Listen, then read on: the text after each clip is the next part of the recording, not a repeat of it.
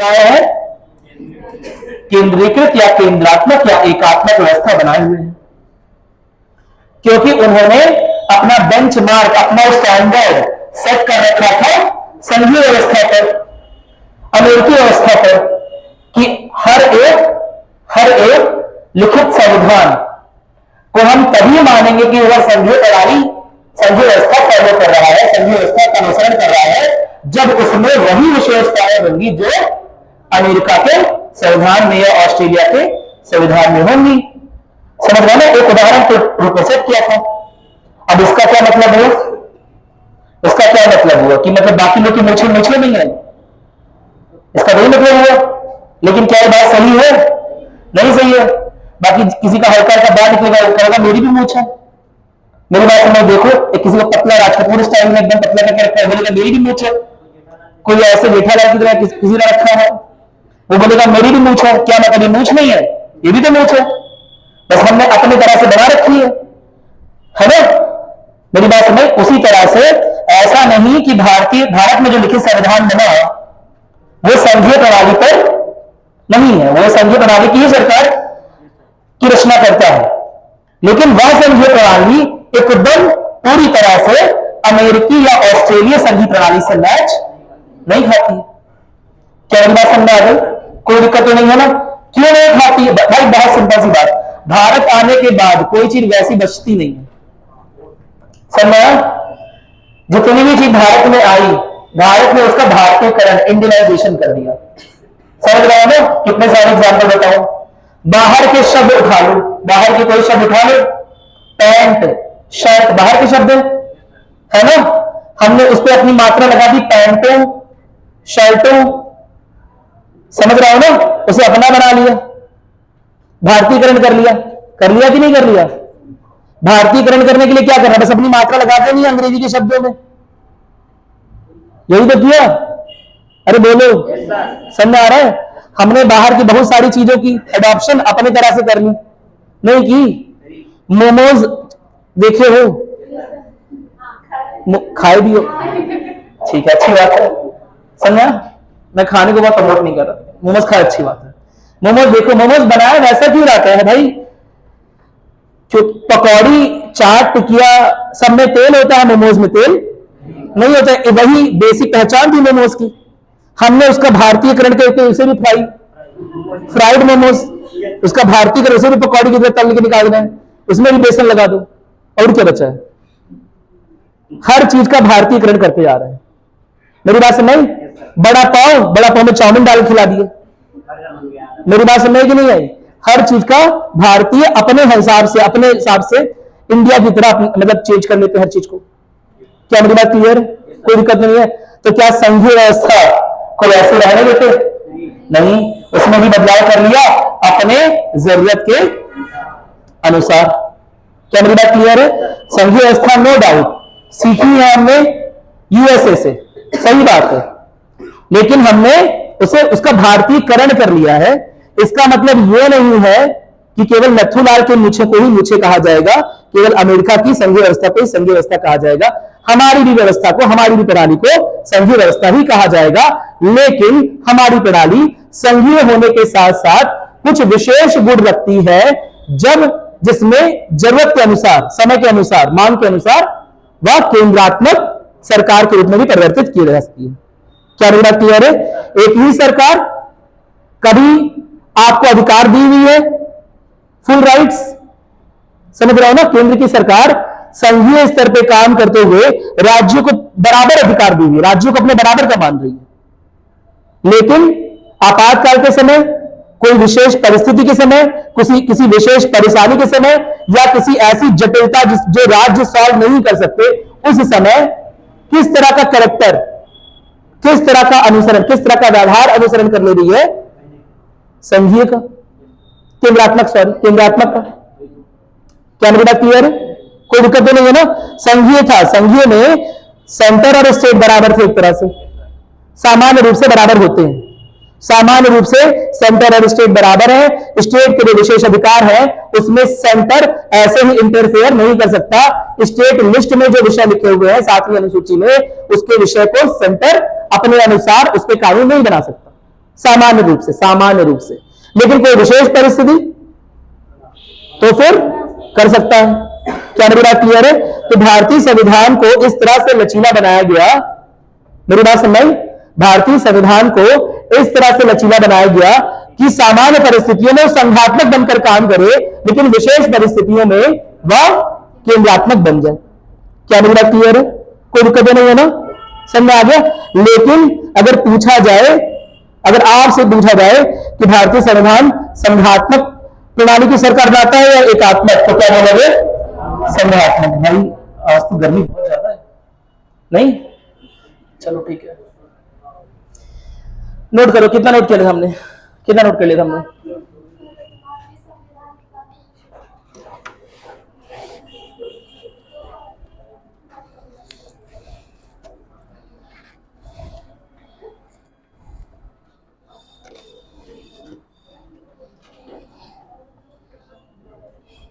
तो फिर एकात्मक ही सीधे संविधान, मतलब संविधान सीधे एकात्मक ही क्यों नहीं बना लिया गया?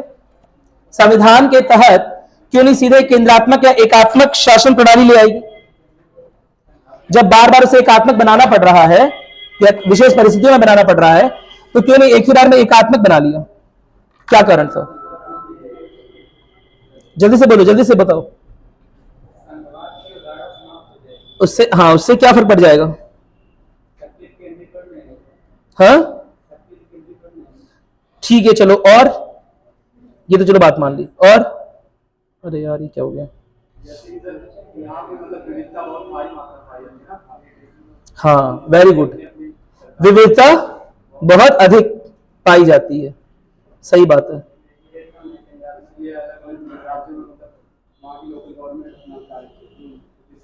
एक सेकंड रुक जाओ, बस एक सेकंड रुक जाओ। हाँ बताओ, क्या कह रहे हो?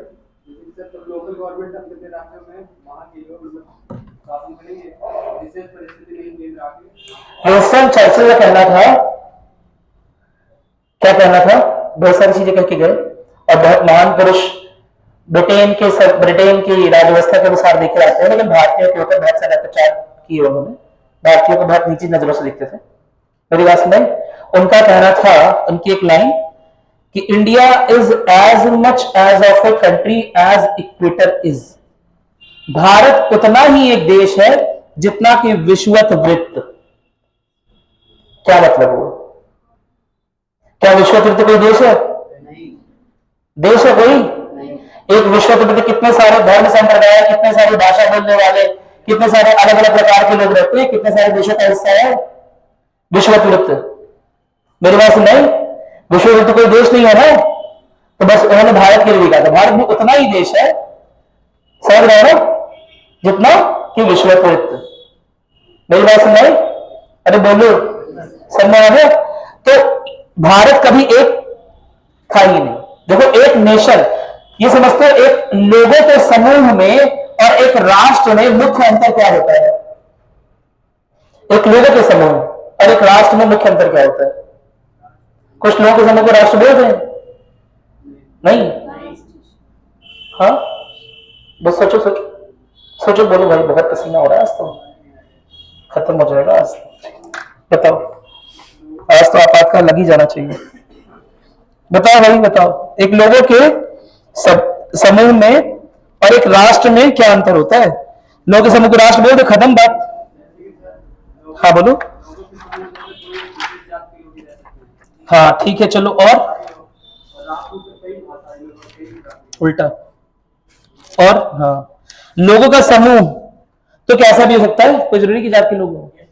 लोगों का समूह तो कैसा भी हो सकता है। राष्ट्र के लिए कुछ बेसिस चाहिए होता है, कुछ आधार चाहिए होता है, और सामान्यतः या आधार देखा गया है, 3 आधार होते हैं एक राष्ट्र के निर्माण में, यानी कि विश्व में जितने भी राष्ट्र बने हैं उनके आधारशिला, उनकी आधारशिला में 3 चीजें देखी जाती हैं। इनमें से कम एक चीज तो होनी जरूरी है, या तो भाषा के आधार पर सेम भाषा बोलते हैं, जर्मन राष्ट्र भाषा के आधार पर, फ्रेंच राष्ट्र भाषा के आधार पर, या फिर कल्चर एक जैसा हो, या फिर कल्चर समझते हो ना, सभ्यता एक जैसी हो, ठीक है, और या फिर रिलीजन एक जैसा हो। क्या मेरी बात क्लियर है? क्या मेरी बात क्लियर है? ये तीन आधार, या तीन आधार, मैं नहीं बोल रहा हूं, ये सोशियोलॉजी में पढ़ोगे, यही तीन आधार बनते हैं किसी देश को बनने में। समझ रहे हो ना? यही तीन आधार लगते हैं किसी देश को बनने में। इनमें से कोई एक आधार भी हो तो भी देश बन जाता है। लेकिन अपने यहां क्या एक भाषा बोलने वाले लोग हैं? क्या एक कल्चर फॉलो करने वाले लोग हैं? क्या एक लैंग्वेज बोलने वाले लोग भी नहीं है? एक कास्ट के लोग नहीं है? क्या एक क्लास, एक वर्ग के लोग हैं? नहीं, हर तरह से तो बटे हुए। क्या मेरी बात क्लियर है? तो भारत को राष्ट्र बनने में बड़ी दिक्कत, भारत को राष्ट्र बनने में बड़ी दिक्कत, क्योंकि मराठी बंगाली से चिढ़े, बंगाली पंजाबी से, पंजाबी डोगरी से, डोगरी मलयाली से, मलयाली कन्नड़ से, समझ आ रहा है? और सब कोई बिहारी से। मेरी बात समझ आई कि नहीं आई? सब मिलकर पता नहीं क्या बिहार ने क्या नुकसान कर दिया। इतने अच्छे लोग, इतने मासूम लोग हैं, समझ आया? यूपी वाले भी बोलते हमें बिहारी मत कहिए, पता नहीं क्या, इतने अच्छे लोग हैं। लेकिन यूपी वाले के अंदर टेंडेंसी में देखिए, बाहर आते हैं अगर कोई बोलते बिहारी तो हमें, हम नहीं, हम दूसरे हैं, हम उसके बगल से आते हैं, हम बिहार के नहीं। पता नहीं कौन सी टेंडेंसी, फिर भी जो भी है। लेकिन यह विविधताएं तो पहले से थी ना, यह विविधताएं थी।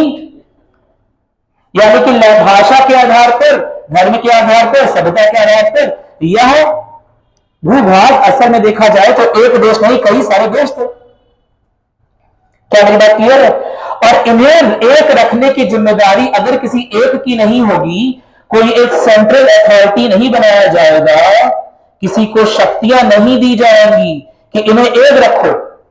भले ही अलग अलग लैंग्वेज बोलते हैं, भले ही अलग अलग कल्चर के हैं, भले ही अलग अलग धर्म फॉलो करते हैं, लेकिन इन्हें एक रखना तुम्हारी जिम्मेदारी है, वरना ये कल को अलग अलग राष्ट्र बन जाएंगे। क्या मेरी बात क्लियर है?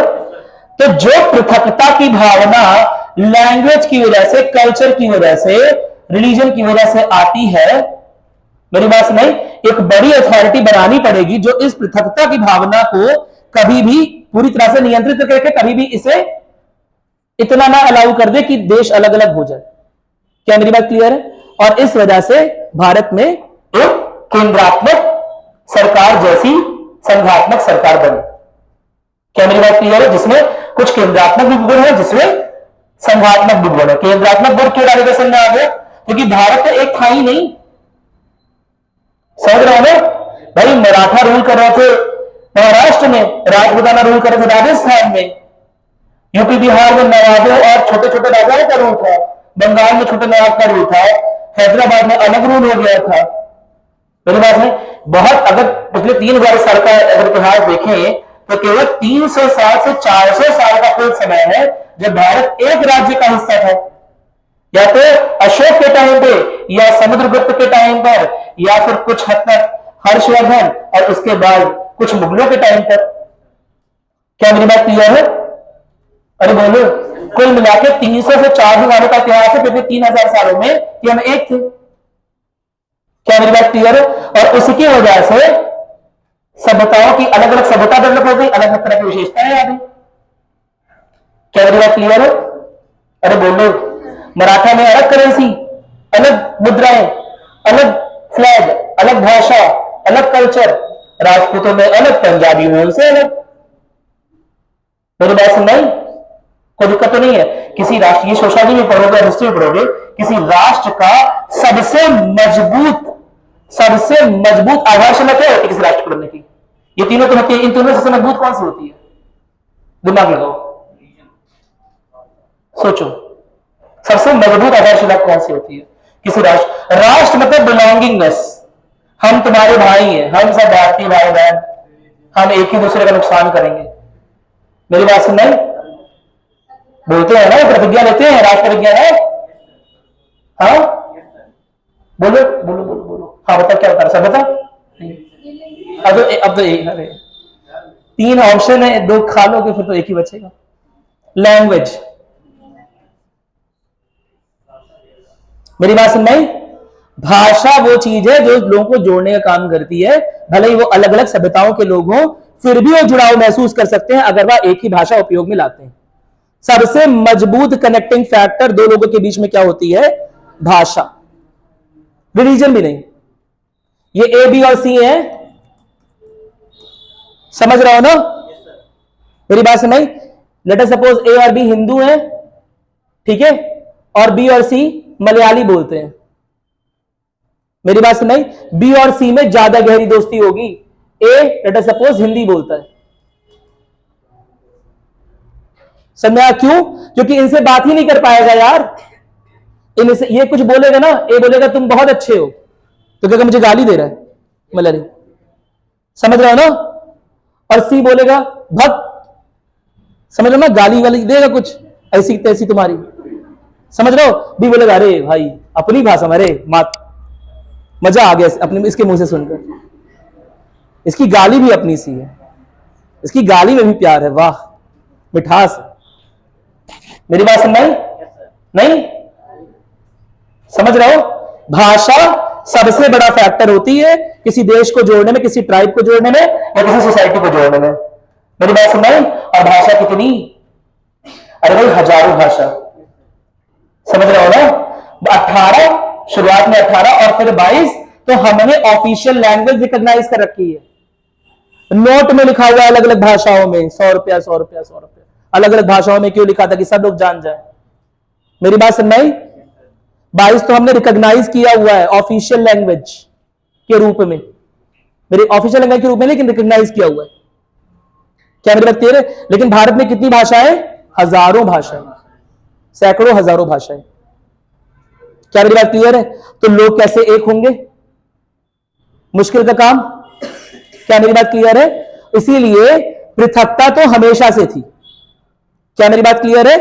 पृथकता के गुण हमेशा से थे, और यह भी डर था कि यह पृथकता जो है वो हमें अलग अलग देशों के रूप में रूपांतरित ना कर दे। यह पृथकता जो हम फील करते हैं, मेरी बात समझ में, या अंततः अलग अलग देशों के रूप में, अलग अलग राज्यों के रूप में हमें रूपांतरण हमारा ना कर दे। और इसीलिए केंद्र को अधिक शक्ति दी गई। जिस समय संविधान लिखा जा रहा था उस समय के हालात भी सोचो ना, समझ रहा हो ना? हिंदू मुस्लिम दंगे हो रहे हैं आजादी के बाद, आजादी के वक्त और उसके बाद, समझ आ रहा है? इसके अलावा भाषा को लेकर लोग अलग स्टेट की डिमांड करना स्टार्ट कर रहे हैं धीरे धीरे। आंध्र प्रदेश में स्टार्ट हो गया, तो शायद पढ़ा होगा, पोटी श्रीरामुलु अनशन में बैठे हुए थे, 56 दिन बाद बिना कुछ खाए मर गए, क्योंकि वो अलग देश अलग राज्य की डिमांड कर रहे थे। सॉरी, क्या मेरी बात क्लियर है? तो पहले से ही बहुत सारे विविधताएं थी देश में, पहले से ही बहुत सारे पृथकताएं थी देश में, और इसी में अगर हमने ऐसे संघ का निर्माण कर लिया होता, समझ रहा हो ना, जिन्हें पृथक हो जाने का, अलग अलग देश बना लेने का अगर किसी भी तरह का प्रावधान दिया होता संविधान में, मेरी बात सुनाई, तो यह पृथक हो गए होते। सेंट्रल गवर्नमेंट की क्या रिस्पॉन्सिबिलिटी? क्यों केंद्र तुम्हें जोड़े? केंद्र का क्या ही नुकसान हो जा रहा है अगर तुम अलग राज्य बना लो? केंद्र बोलेगा हमने कोशिश बहुत की, वहां के लोग आंदोलन कर रहे थे, हमें छोड़ना पड़े भाई, हम लोकतांत्रिक देश हैं, हम कितना लोगों की आवाज को दबाएंगे? मेरी बात सुन रही? अरे बोलो, क्या मेरी बात सुन रही है? तो उस समय की परेशानियों को देखते हुए, उस समय की चुनौतियों को देखते हुए हमने डिसाइड किया कि हम केवल संघात्मक प्रणाली की विशेषताओं को नहीं अपनाएंगे, कुछ एकात्मक गुणों को भी अपने अंदर संरक्षित करेंगे, जिससे समय आने पर, जिससे अगर राज्य कभी पृथकता की डिमांड कर रहे हो, पृथकता की मांग कर रहे हो, अलग हो जाने की मांग कर रहे हो, या लोगों में अगर अलग अलग की भावना आ रही है कि हम पंजाबी, हम अलग, अभी भी साउथ स्टेट बोलते हैं, अभी एक लेसन पढ़ा के आ रहा हूं वहां पर, अभी साउथ स्टेट बोलते हैं, कहते हैं यार हम इतना टैक्स दे रहे हैं, हमने बहुत टैक्स दिया जीएसटी के रूप में, हमने बहुत टैक्स दिया दिल्ली को, सेंटर को, और सेंटर ने उस हिसाब से इन्वेस्टमेंट हमारे यहां नहीं किया, निवेश नहीं किया हमारे यहां, डेवलपमेंट उस तरह का हमारा नहीं कर रहे, हमारा पैसा खिसका दे रहे हैं जम्मू कश्मीर में, नागालैंड में, यूपी में, जहां डेवलपमेंट कम है, बिहार में। मेरी बात सुनिए, गुजरात वाले बोल रहे हैं, मराठा बोल रहे हैं, महाराष्ट्र बोल रहे हैं, क्या हम इतना पैसा दे रहे हैं, इतना पैसा दे रहे हैं सेंटर को, हमने 100 करोड़ रुपए कलेक्ट करके दिया, हमारे पास वापस रिटर्न आ रहा है 50 करोड़ रुपए, बाकी 50 करोड़ रुपए तुम्हें और दे रहे हैं। ये कैसा केंद्र है जो हमारी नहीं सुन रहा है? इस केंद्र में रहने से तो हमें नुकसान है, समझ रहे हो? क्या मेरी बात क्लियर है? नहीं समझ बात? भाई आपने सुना होगा अनुच्छेद 280 के बारे में। अनुच्छेद 280 सुने? नहीं सुने? अभी तो मैंने बोला, अभी सुना कि अभी भी काम बंद था? अभी सुनिए ना, बस इतना ही पूछा मैंने, अभी सुनिए, बस इतना ही काफी है। अनुच्छेद 280 किसके बारे में बात करता है? Finance commission. फाइनेंस कमीशन यानी वित्त आयोग। वित्त आयोग का काम क्या है कि जो भी टैक्स केंद्र के पास कलेक्ट हुए हो वह राज्यों की जरूरत के अनुसार उन्हें दे। मेरी बात सुनाई? राज्यों की जरूरत के अनुसार, ध्यान देने वाली बात है, जरूरत। इस आधार पर ना दे कि ये राज्य हमें अधिक दे रहा है तो हम इसे अधिक वापस करें। हो सकता है कोई राज्य प्रगतिशील से हो चुका हो, अच्छा खासा डेवलप्ड हो चुका हो, क्या मेरी बात समझ में आई?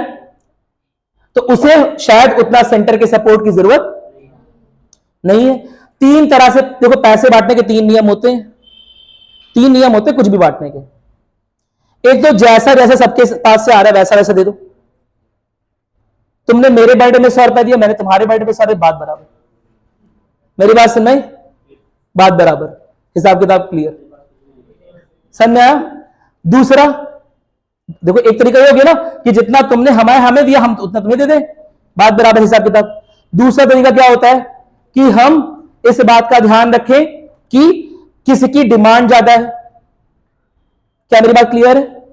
या कौन पीछे चल रहा है, किसे ज्यादा सपोर्ट की जरूरत है। या तो देखो, एक तरीका तो ये होता है, सुनो मेरी बात, एक तरीका तो यह होता है, अरे ऐसे मिटा दूं, इसमें कुछ समझाया नहीं, बस मूछे क्या बनाओगी दी? मूछे बनाए, कुछ नहीं बनाओ उसमें। ये सेंटर है बेटा, ठीक है? ठीक है, एक तरीका ये होता है 10 करोड़ यहां से, 10 करोड़ यहां से, 10 करोड़ यहां से, इनके पास हो गए 30 करोड़ रुपया। और 30 करोड़ रुपए को इन्होंने क्या किया, सबने इन्होंने कहा ठीक है हमारे पास आ तो गए 30 करोड़, लेकिन यार इन्होंने भी 10 दिए थे, इन्होंने भी 10 दिए थे, इन्होंने भी 10 दिए थे, हम सबको 10 ही 10 वापस कर देंगे। यार हमारी अथॉरिटी मान रहे हैं ना, हमें जमा तो किया, अब हमारा काम है हम 10 करोड़ के डेवलपमेंट प्रोजेक्ट यहां चलाएंगे, यहां चलाएंगे, यहां चलाएंगे। एक तरीका ये, नहीं समझे बात? हाँ ठीक है, जितना पैसा आया उतना हमने इन्हें डिस्ट्रीब्यूट कर दिया। एक तरीका ये हो गया। दूसरा तरीका क्या हो गया कि हमारे पास जो पैसे आए 30 करोड़ रुपए, सर मैं हमने देखा कि ये इनका डेवलपमेंट हो चुका है, ए का डेवलपमेंट हो चुका है, ए बी से अधिक डेवलप्ड है और बी सी से अधिक डेवलप्ड है, यानी सी जो है सबसे कम प्रगतिशील है। मेरी बात समझ में आई? तो हमने एक काम किया, हमने बोला ऐसा है 15 करोड़ तुम ही दे रहे, 10 करोड़ तुम ही दे रहे, 5 करोड़ तुम ही दे रहे। क्या मेरी बात क्लियर है? मेरी बात समझ? लेकिन ऐसे में क्या ए को बुरा नहीं लगेगा? लगेगा। इनका तो चलो 10 करोड़ आया, 10 करोड़ गया, 10 करोड़ आया, नहीं कोई परेशानी नहीं। मेरी बात समझ? इन्हें बुरा लगेगा यार, हमने 10 करोड़ दिए, 5 करोड़ वापस मिल रहा है, ये क्या चक्कर है? मेरी बात समझ? हमारा 5 करोड़ इन्हें जा रहा है इनके विकास में। तो ये परेशानी इस समय खड़ी हो रही है नॉर्थ और साउथ में, कि साउदर्न स्टेट का ये कहना है कि वो भारत में फेडरल फंड जमा करते हैं, टैक्स जमा करते हैं, भ्रष्टाचार कम है, जीएसटी अच्छा जमा करते हैं, और फिर भी केंद्र सरकार डेवलपमेंट का उतना अच्छा काम नहीं कर रही है, और सारा फंड है ना, क्योंकि केंद्र सरकार है तो ऑफ कोर्स उसके ऊपर जिम्मेदारियां हैं नागालैंड को डेवलप करने की, असम को डेवलप करने की, सीमा रेखा, सीमा बल लगाने की, समझ लो ना, बिहार को, यूपी को, जम्मू कश्मीर को डेवलप करने की। बीमारू राज्य नाम सुने? बीमारू, बीमारू राज्य बोलते हैं, साउदर्न स्टेट में बीमारू राज्य बोलते हैं। बिहार, मध्य प्रदेश, इसे मुझे याद नहीं है, असम होगा शायद, राजस्थान और उत्तर प्रदेश। मेरी बात समझ? मुझे याद नहीं है ए से राजस्थान है, ए से अरुणाचल असम है कि नहीं, मुझे याद नहीं है, समझ? लेकिन इन स्टेट्स को स्पेशली किसे बोल रहे हैं? उत्तर प्रदेश, राजस्थान, बिहार और मध्य प्रदेश, ये चार तो है बीमार, पीछे चल रहा है। पॉपुलेशन ज्यादा है, क्षेत्र ज्यादा है, खर्चा ज्यादा है, डेवलपमेंट कम है। ऐसा टैग दिया गया था किसी समय पर। क्या मेरी बात क्लियर है? अब बताओ, साउदर्न स्टेट जो दक्षिण भारतीय स्टेट है वो क्यों यहां पर अपना पैसा भेजेंगे? नहीं भेजेंगे। क्या मेरी बात क्लियर है? अगर संघात्मक, अगर पूर्णता संघात्मक सरकार होती, पूर्णता संघात्मक प्रणाली होती, तो अलग होने की डिमांड कर रहे होते। हम पर क्या जिम्मेदारी छोटू को पालने की? हम अलग हो जा रहे हैं, हम अलग देश बना ले रहे हैं। हम अपने भर का तो कमा ही रहे हैं। बच्चे बड़े आते हैं, कहते हैं हम अपने भर का कमा ले रहे हैं मम्मी, अब आप अपना देख लो। मेरी बात सुन नहीं? कहते कुछ लोग सुना होगा कभी भी, चले गए दिल्ली या कहीं अमेरिका। मेरी बात सुन नहीं? या मेरे पास वेट कर रहे हैं, पैसा नहीं, जो भी परेशानी है, बहुत सारी दिक्कतें। क्या मेरी बात क्लियर है? वो कह रहे मम्मी आपका काम था हमें अपने पैरों पे खड़ा करना, हम अपने पैर पे खड़े हो गए, अब टाटा बाय बाय। हम आपकी जिम्मेदारी क्यों उठाएं? हम छोटू की जिम्मेदारी क्यों उठाएं? हम बहन की शादी क्यों करें? मेरी बात सुनाई? ये भी बात होती है संघात्मक। लेकिन वहीं एक पिताजी होते हैं, ओए समझ समझ रहे हो ना? ऐसा बोलोगे मम्मी से, ओए समझ रहे हो ना? शादी नहीं होने देंगे तुम्हारा। समझ में आ रहा है? ठीक है, आओ तो घर टांग तोड़ देंगे तुम्हारी। क्या मेरी बात क्लियर है? पिताजी ठीक है, सब कुछ मेंटेन करके रखते हैं घर में। ठीक है, देखते हैं आप बेटा ने पैसा कमाया तो मां की इलाज के लिए दिया कि नहीं दिया। क्या मेरी बात क्लियर है? क्या घर में कुछ कंट्रीब्यूट कर रहा है कि नहीं कर रहा है पिताजी? क्या मेरी बात क्लियर है? तो वैसे तो बेटे को आजादी है, राज्यों को खूब आजादी है, जितना मन करे उतना, अरे पैसा कमा रहे हो ठीक है जाओ खूब बड़ा पाव खाओ। मेरी बात सुन भाई, लेकिन घर की जरूरत आ गई, घर की जरूरत आ गई तो पिताजी बोलेंगे, दिल्ली में बैठे केंद्र सरकार बोलेगी नहीं यार देखो यार, है ना तुम्हारी छोटी सिस्टर, उसकी शादी करनी है, उसकी पढ़ाई करवानी है। मेरी बात सुन भाई, या घर का खर्चा चलना है, इलाज करवाना है। समझ रहे हो ना? क्या मेरी बात क्लियर है? अरे अगर तुमसे नहीं बोलेंगे तो किससे बोलेंगे? केंद्र क्या पाकिस्तान से मांगने जाएगा? भारत राज्यों का संघ है, भारत राज्यों का संघ है, और राज्य से नहीं मांगेंगे तो किससे मांगेंगे? बोलो, फैमिली में तो तुम भी हो ना, तुमसे नहीं मांगेंगे तो किससे मांगेंगे? अरे बोलो, राज्यों से तो मांगेंगे, पाकिस्तान चाइना से थोड़ा मांगेंगे डेवलपमेंट के लिए। मेरी बात, तुम्हारी फैमिली है, तुम्हारा घर है, तुम्हारे रिश्ते हैं, तुमने घर बना रखा है, तो उसमें निवेश भी तो तुम ही करोगे। ये थोड़ा क्योंकि मेरा पैसा अब तक है ना 18-20 तक तो उसी घर में खेले, अगर अब हमारा पैसा हमारा, हम सेव करेंगे, हम घर में लगाएंगे। मेरी बात नहीं? इसीलिए पिताजी की भूमिका केंद्र सरकार समझा, और तुम घर से भाग ना जाओ, इसीलिए थोड़ी सी केंद्रात्मक व्यवस्था। क्या मेरी बात सुन आई? अरे बोलो, क्या मेरी बात समझ में आ गई? एकदम क्लियर हो गया? बस तुम लोग क्लियर हो गया? बस पिताजी की छड़ी आदत है। चलो नोट करो, नोट कर लो।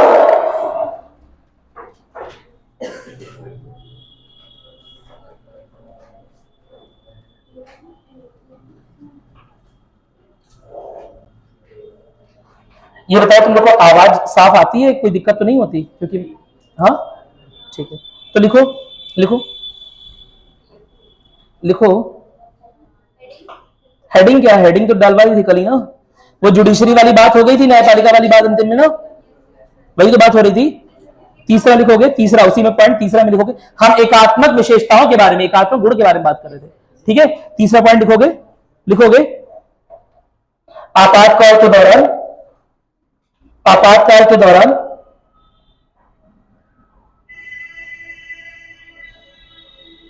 शक्तियों का वितरण, शक्तियों का वितरण, डिस्ट्रीब्यूशन ऑफ पावर, शक्तियों का वितरण केंद्र और, केंद्र और,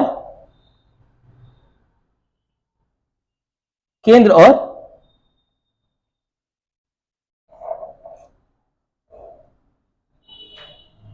राज्यों,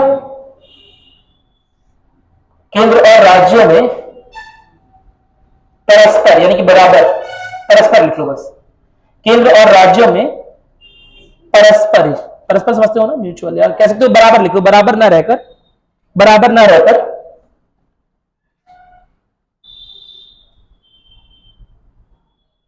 केंद्र की ओर झुक जाता है, केंद्र की ओर झुक जाता है। इससे पता चलता है, इससे पता चलता है, इससे पता चलता है कि भारतीय संविधान की संरचना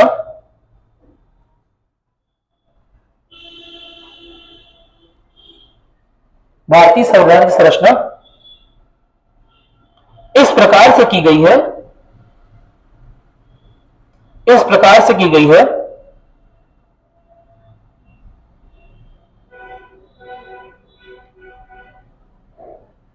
कि वह अलग अलग समयों पर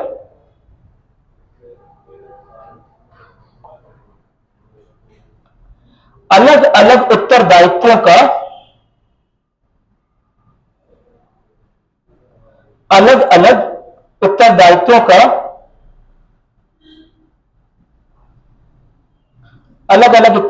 का निर्वहन कर सके।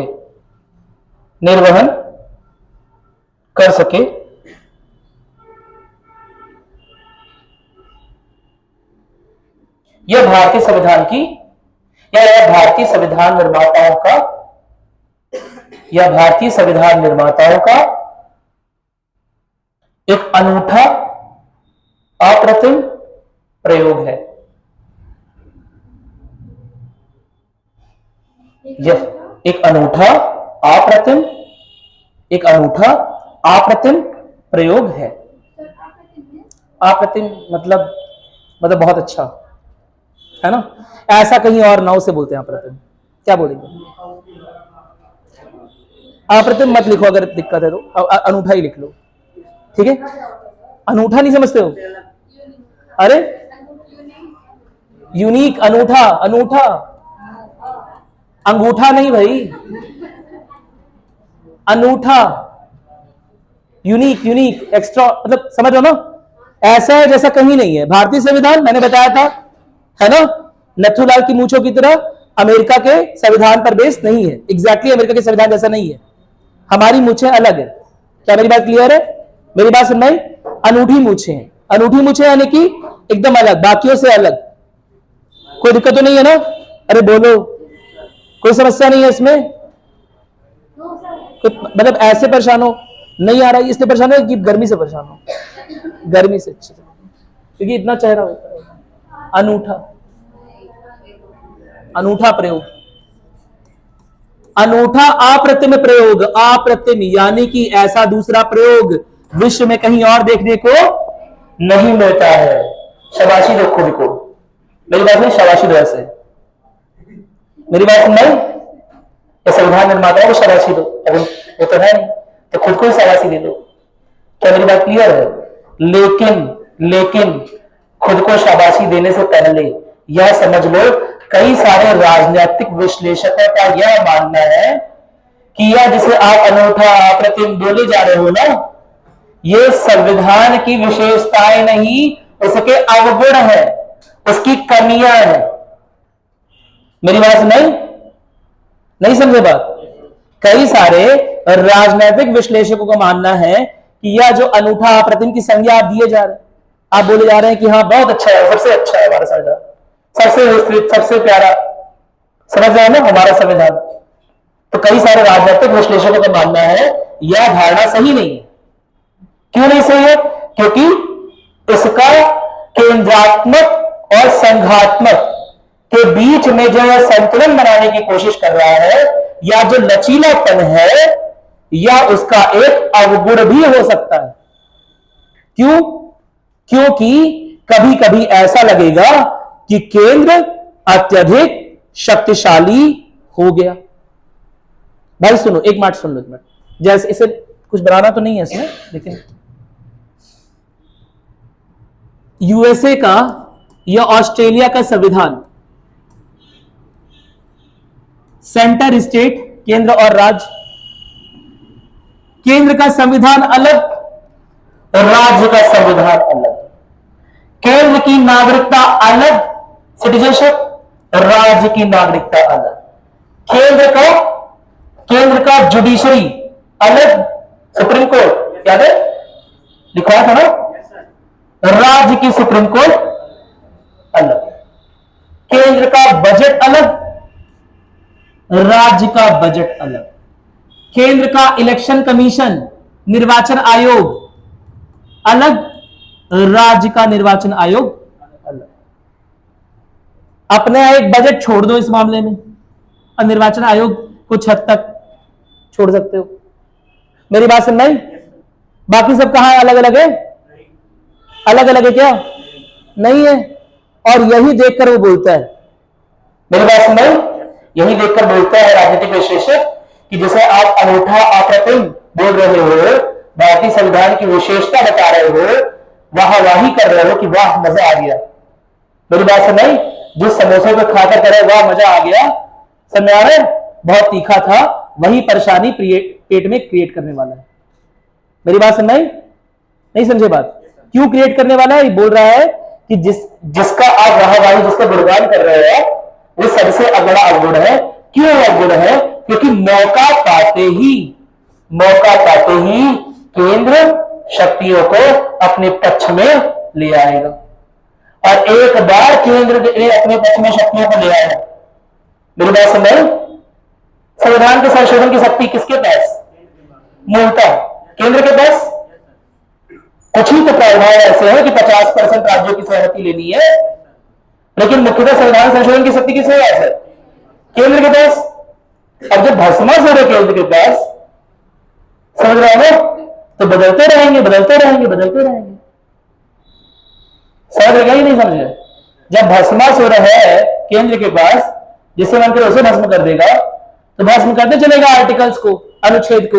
वह अनुच्छेद जो कि संघीय व्यवस्था को मजबूत करते हैं, वह अनुच्छेद जो कि राज्य की शक्तियों का निर्धारण करते हैं, जो राज्य को शक्तियां प्रदान कर रहे हैं, समझ रहे हो? जो राज्य के क्षेत्राधिकारों की केंद्र से रक्षा कर रहे हैं, आर्टिकल 368 भस्म कर देगा। क्या मेरी बात क्लियर है? मेरी बात सुनाई? इसीलिए सुप्रीम कोर्ट का रोल बीच बीच में आता रहता है। अगर सुप्रीम कोर्ट का रोल ना होता तब तो भैया खत्म था मामला। मेरी बात सुनाई? लेकिन सुप्रीम कोर्ट इसीलिए है, जहां भी राज्य को लगे कि उसकी शक्तियों का हरण हो रहा है, जहां भी राज्य को लगे हमारा क्षेत्राधिकार ये है और इसमें केंद्र दखल दे रहा है, वहां राज्य किसके शरण में ला सकता है? उच्चतम न्यायालय के शरण में ला सकता है। क्या मेरी बात क्लियर है? कोई दिक्कत तो नहीं है ना? मेरी बात सुन भाई? ठीक है, नोट करोगे? कुछ चीजें नोट कर लो, लिखो।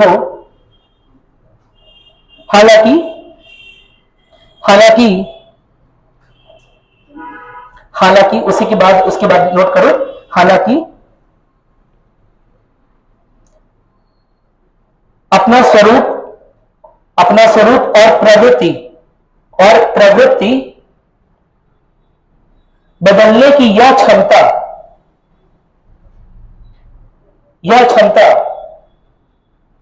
कई राजनीतिक विश्लेषकों द्वारा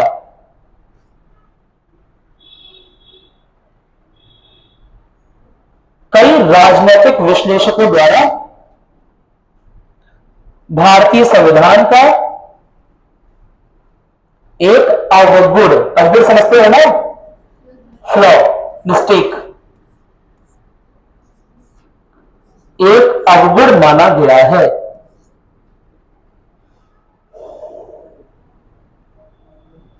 एक अवगुण माना गया है। कोई दिक्कत तो नहीं है ना? ठीक है। एक इंग्लिश में एक चीज बोलते हैं, अब मुझे नहीं पता है, ऐसे हिंदी में भी कुछ बोलते होंगे, ये इस चीज को बोलते हैं नेसेसरी इविल। Necessary evil. भाई मैं पर्यावरण के साथ हूं, मैं चाहता हूं देश भर में खुद पेड़ पौधे लगे, मेरी बात सुनाई? लेकिन मुझे जल्दी भी पहुंचना है, और मैं कोई घोड़ा या कोई चीता तो हूं नहीं, तो मुझे स्कूटी या गाड़ी पे आना पड़ेगा। मैं पर्यावरण के बहुत साथ हूं, मैं हमेशा हर जगह हाँ पर्यावरण होना चाहिए। लेकिन मुझे अगर प्लांट लगाने भी है तो मैं स्कूटी से जा रहा हूं, समझ ही नहीं है। मुझे अगर लोगों में चेतना का विकास करना है, मेरी बात समझ, कि हाँ पर्यावरण में चेतना होना चाहिए, तो मैं इस जगह स्कूटी से टहल रहा हूं, पर्यावरण दूषित नहीं कर रहा हूं, लेकिन वह जरूरी है, नेसेसरी इविल है, उसके बिना ज्यादा लोगों तक पहुंच ही नहीं पाएंगे। समझ रहे हो ना? अरे बोलो, अरे बोलो। एग्रीकल्चर जानते हो? खेती, खेती करोगे तो कछुओं का घर, सॉरी केचुओं का घर तो तबाह हो गया। मेरी बात समझ, इंसेक्टिसाइड डालोगे, पेस्टिसाइड डालोगे तो भाई कुछ ना कुछ तो जीव जंतु मरेंगे। मेरी बात समझ, तो ये ना बोलो कि नहीं हमने किसी का नुकसान नहीं किया। समझा? तुमने इंसेक्टिसाइड छिड़का, तो पेस्टिसाइड छिड़का, कुछ चूहे गए, कुछ सांप मरे, कुछ अन्य जीव मरे, कॉकरोच वगैरह, तब तुम खेती कर पाए। कुछ केचुओं का घर तबाह किया, बेचारे अपने घर आराम से रेंग रहे थे। समझा? तुमने हल चला चला के पूरा एकदम उजाड़ दिया। अरे इतना सेंटिमेंटल नहीं हो जाओ, समझाने के लिए बता रहा हूं। बस आपसे खेती भी नहीं, अन्नो नहीं खाएंगे हम लोग, हैं इधर दोनों में, ठीक है? वो भी ना छोड़ दो, मतलब क्या रे। लेकिन ये चीज होती है नेसेसरी इविल, ठीक है? नेसेसरी इविल समझ रहे हो ना? अरे हम पर्यावरण से बहुत प्यार करते हैं, हम पेड़ पौधों से बहुत प्यार करते हैं, तो कॉटन पहनना छोड़ देंगे?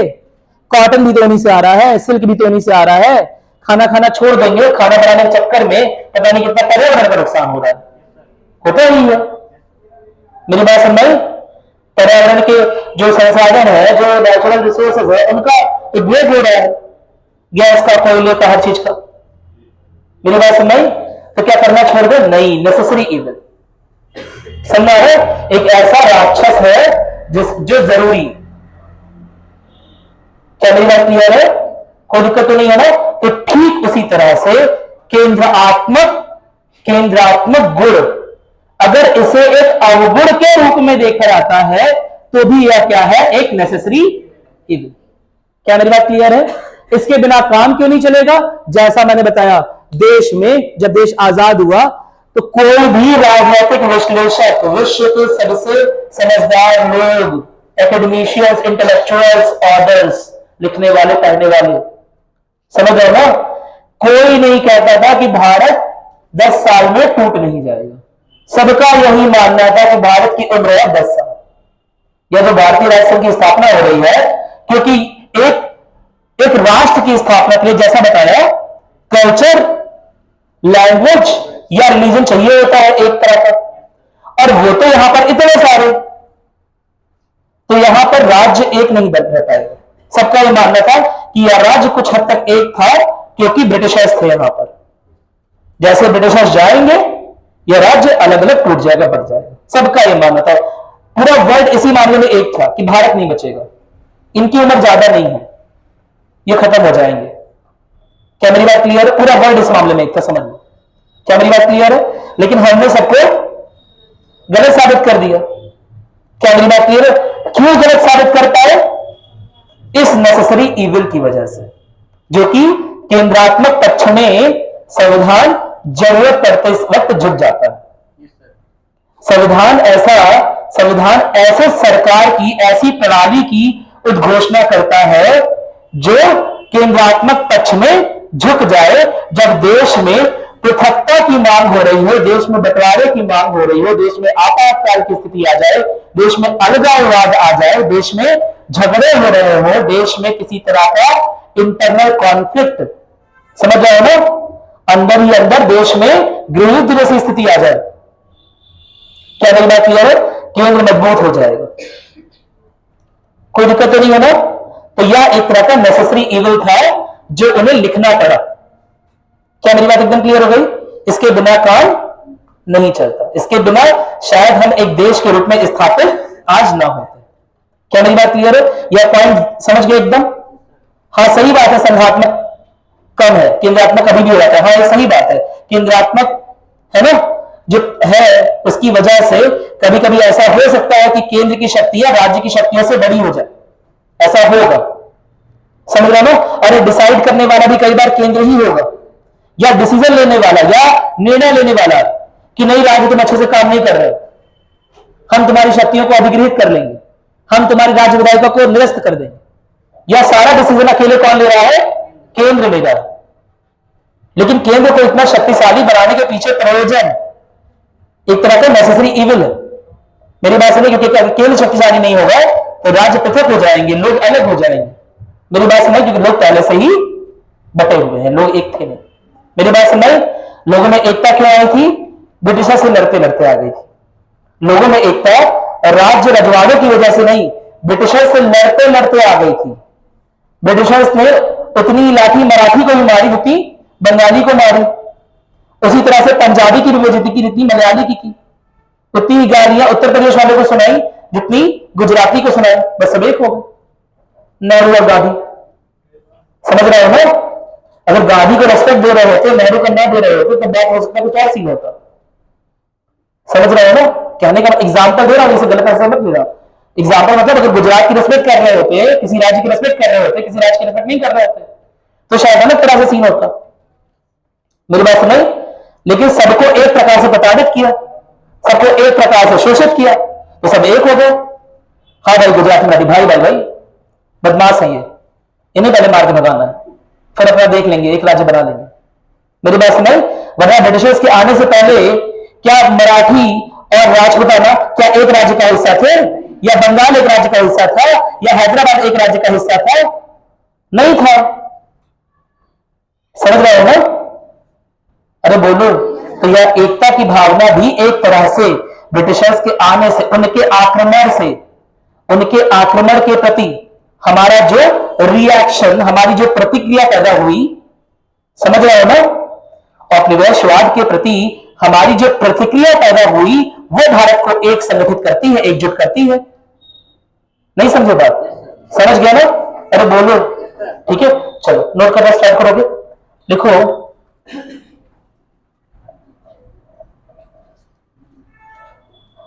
लिखो फिर भी उसके आगे लिखो फिर भी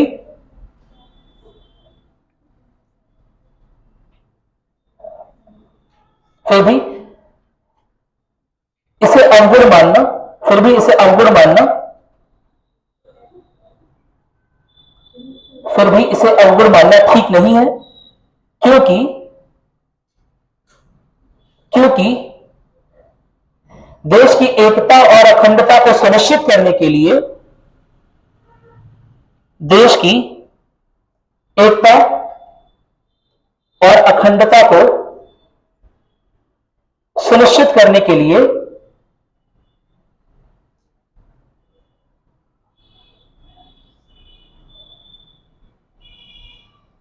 भारतीय संविधान में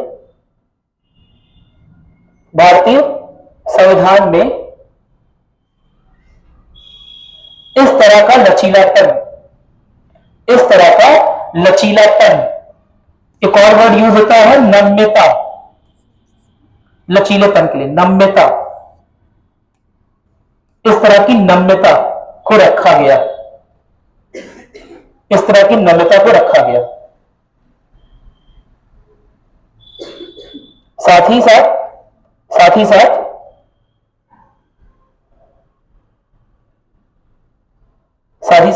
संविधान की रचना के समय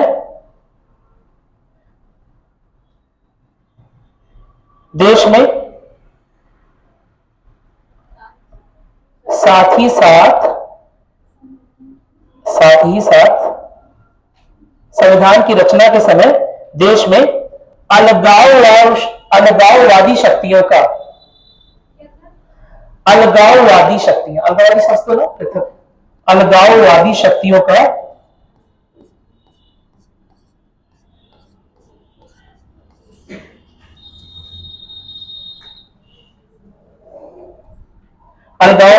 की अधिकता थी,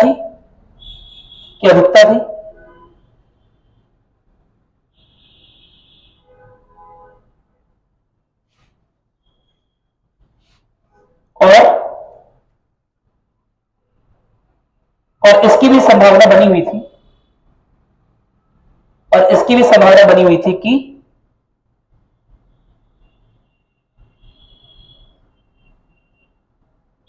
हमारे आक्रामक पड़ोसी मुल्क, हमारे आक्रामक पड़ोसी देश, आक्रामक पड़ोसी देश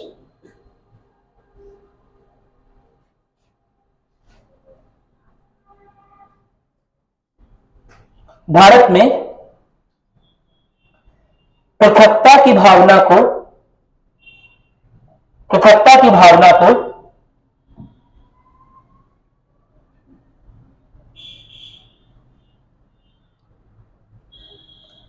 पृथकता की भावना को बढ़ाकर या प्रभावित कर, बढ़ाकर राज्यों को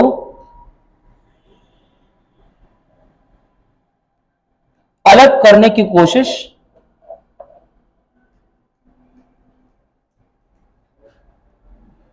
राज्यों को अलग करने की कोशिश ना करें।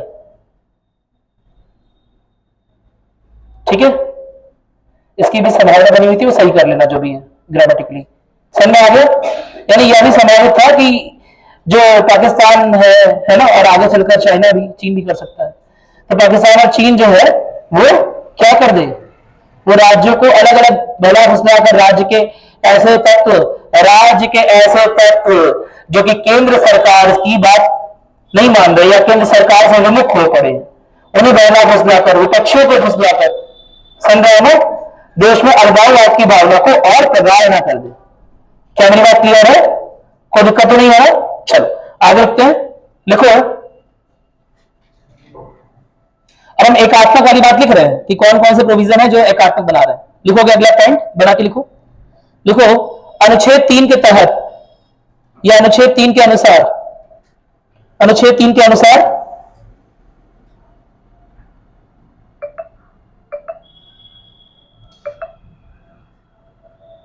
संसद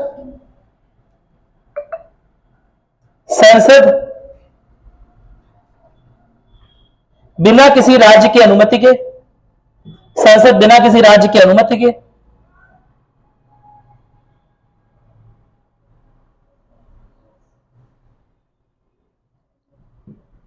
बिना किसी राज्य की अनुमति के उसका नाम, उस राज्य का नाम, कॉमा क्षेत्रफल, कॉमा सीमा रेखाएं, या कॉमा लिखो और सीमा रेखाएं एवं सीमा रेखाएं बदल सकती है, बदल सकती है।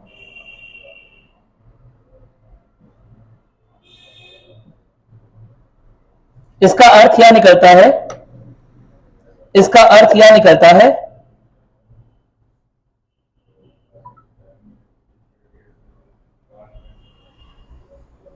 कि राज्यों को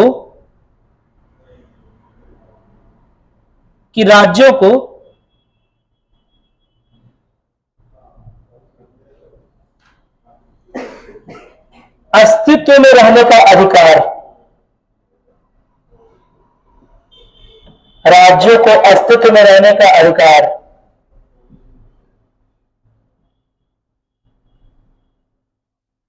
केंद्र की या केंद्र पर निर्भर करता है। ठीक है, केंद्र पर निर्भर करता है, केंद्र पर निर्भर करता है। मैं क्या बोल रहा हूं वो समझ लो, काकी सही सही कर लो, का जहां है की कहीं है के सही सही कर लो। बहुत सिंपल सी बात, मैं क्या बोल रहा हूं कि अनुच्छेद 3 क्या बोल रहा है, ये है यूपी। अब उतना अच्छा तो मैं नहीं बना पाऊंगा, लेकिन कुछ ऐसे तो ही है, लगभग ऐसे ही है। सही, अच्छा है, वेरी गुड। चलो ठीक है। उत्तर प्रदेश, मेरी बात सुन भाई, अरे बोलो, क्या मेरी बात क्लियर है? कल को इसका नाम चेंज करके कुछ और रख दें, हैं? अभय प्रदेश, चलो भाई अभय प्रदेश, अवधपुरी रख दे, इतना चलो। अगर ऐसा बदलाव करना है तो क्या किसी से पूछना पड़ेगा? नहीं, समझ गए ना? अरे बोलो, किसी से पूछना है? किसी अभय से भी नहीं पूछे जाएंगे, जिसके नाम पे रख रहे हैं इससे भी नहीं पूछने जाएंगे। मेरी बात समझ में? अगर केंद्र चाहे तो बड़े आराम से राज्यों का नाम, राज्यों की पहचान, उनकी क्षेत्रफल, उनकी सीमा रेखाएं हर तरह से बदल दे। मेरी बात समझ में? अरे बोलो, कल को केंद्र तुमसे गुस्सा हो गया, तुम्हारा नाम रख दे गधा प्रदेश या सीधे गधा। कर सकता है? राज्य कुछ कर सकता है? कर ही नहीं सकता। तुमसे गुस्सा हो गया, यूपी वाले बहुत बदमाश है, चीज सब गधे हैं, गधा नहीं दो, खत्म बात। और परेशान हो गए, कहीं हटा ही दो, नक्शे से हटा दो, थोड़ा यूपी राजस्थान को, थोड़ा मध्य प्रदेश को, थोड़ा बिहार को, थोड़ा उत्तराखंड को दे दो, चलो यूपी खत्म ही कर सकता है? बिल्कुल कर सकता है, बिना राज्यों की सहमति के कर सकता है। अरे बिना राज्यों की सहमति छोड़ो, राज्यों के विरोध होने के बावजूद कर सकता है। मेरी बात सुनाई?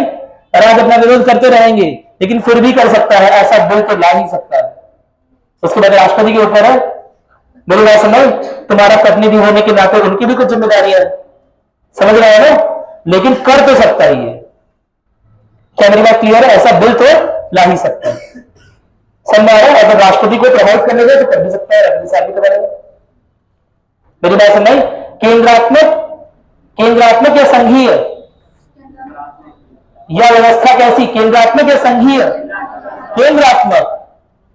तुम्हारी आइडेंटिटी, तुम्हारा पहचान, तुम्हारा क्षेत्रफल, सब कुछ किसकी दया दृष्टि पर है? केंद्र की दया दृष्टि पर है। यूपी मर्ज करने का, यूपी पीसीएस खत्म। पेट का एग्जाम दिए था, 3 साल की वैलिडिटी दी, बहुत प्लान बनाया ना, पेट का एग्जाम देंगे 3 साल तक वैलिड है, वो भी खत्म, पेट की वैलिडिटी सवा खत्म। समझ रहे ना केंद्र कितना शक्तिशाली है? क्या मेरी बात क्लियर है? मेरी बात सुन नहीं? क्यों इतनी शक्तिशाली बनाया गया? ताकि राज्य अनुचित बदमाशियां ना करे। राज्य अनुचित बदमाशियां कर रहा है, लेट सपोज कोई राज्य, ऊपर का देख लो, लेट सपोज कर लेते हैं, एक बार बदमाशी नहीं कर रहा था लेकिन सपोज कर लेते हैं जम्मू कश्मीर में कुछ बदमाशियां हो रही थी। क्या मेरी बात क्लियर है? मेरी बात सुन नहीं? उसमें कुछ अलगाववादी प्रतिक्रियाएं आई लोगों की, वो देखो नक्शा, देख लो एक बार, लद्दाख बन गया 70%, जम्मू कश्मीर रह गया 30%। राज्य से पूछने गए? नहीं पूछने गए, और करो बदमाशी।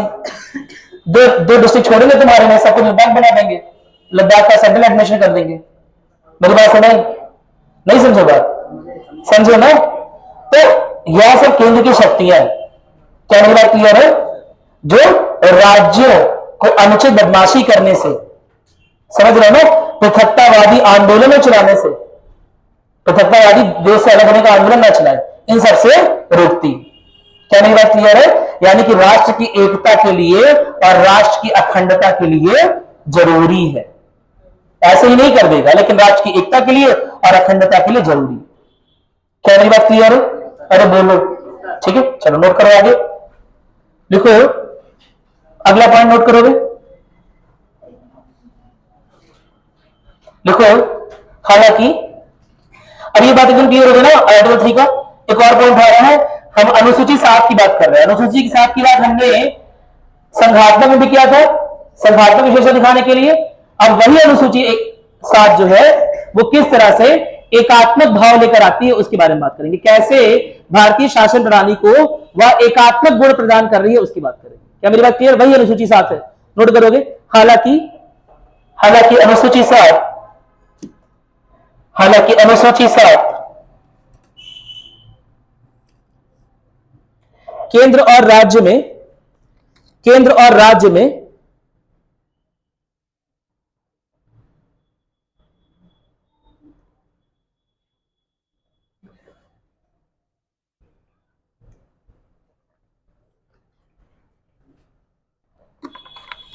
केंद्र और राज्यों में कर लो, राज्यों कैसा राज्य में, तो केंद्र और राज्यों में शक्तियों का वितरण, शक्ति को रुको रुको, केंद्र और राज्यों में विधायी शक्तियों का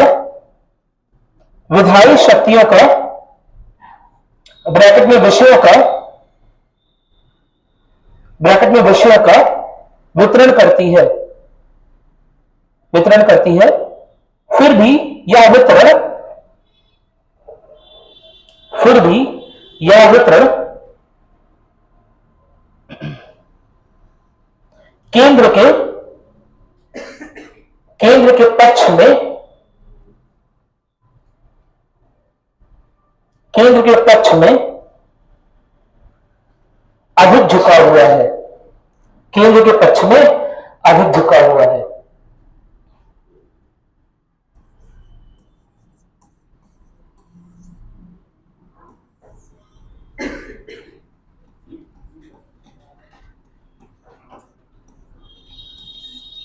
दोबारा से रिफ्रेश, बड़े को छोटे को कॉन्सेप्ट, केंद्र राज्य का कॉन्सेप्ट देखते हैं। घर,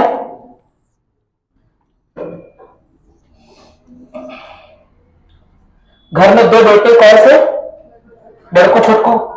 पिताजी जा रहे हैं काम से बाहर, मेरी बात सुन रही, पिताजी काम से बाहर जा रहे हैं, ये कह रहा है अभी मैं नहीं आऊंगा, या समझ लो जा ही रहे हैं, कह रहा है अभी बहुत दिन बाद आऊंगा, क्या मेरा क्लियर, या नहीं आऊंगा, ऐसा कुछ बोल के चले गए, ऊपर जा रहे हैं, कहने का मतलब ये हो गया। मेरी बात सुन रही, चलो अब बड़कू और छुटकू, घर संभालने की जिम्मेदारी दोनों की, दोनों भाई है ना, घर संभालने की जिम्मेदारी दोनों की, कुछ जिम्मेदारियां इनकी, कुछ जिम्मेदारियां इनकी। मेरी बात सुनाई, लेकिन पिताजी समझदार आदमी देखते हैं कि बड़कू एज में बड़ा, अनुभव में बड़ा, शक्तियों में बड़ा, शक्तियों में बड़ा, तो जिम्मेदारी बड़ी। क्या मेरी बात क्लियर है? घर पर कोई ईंट पत्थर ना फेंके, घर का दरवाजा बंद रहे, किसकी जिम्मेदारी, बड़कों की।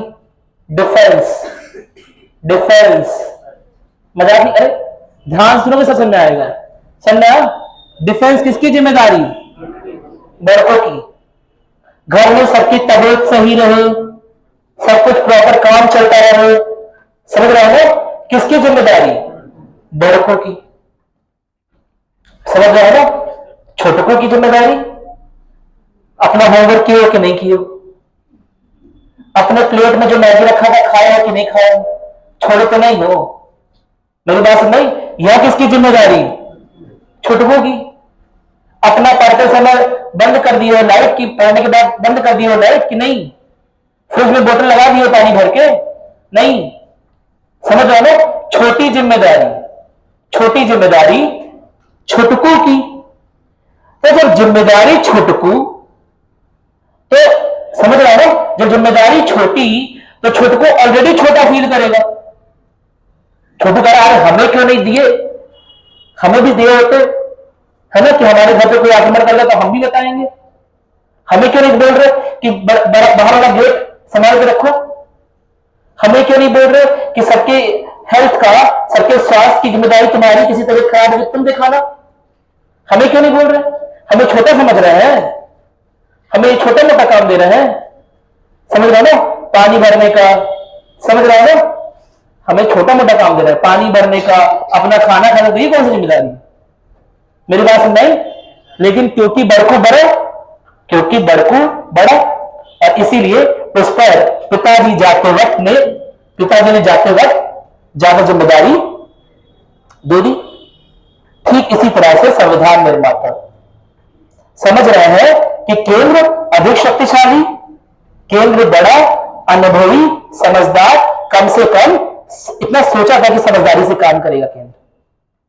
केंद्र भी एक लोगों से नहीं बना, ऐसे बहुत सारे छोटकुओं से बना है। क्या मेरी बात क्लियर है? ऐसे बहुत सारे छोटकुओं से बनाया ना केंद्र।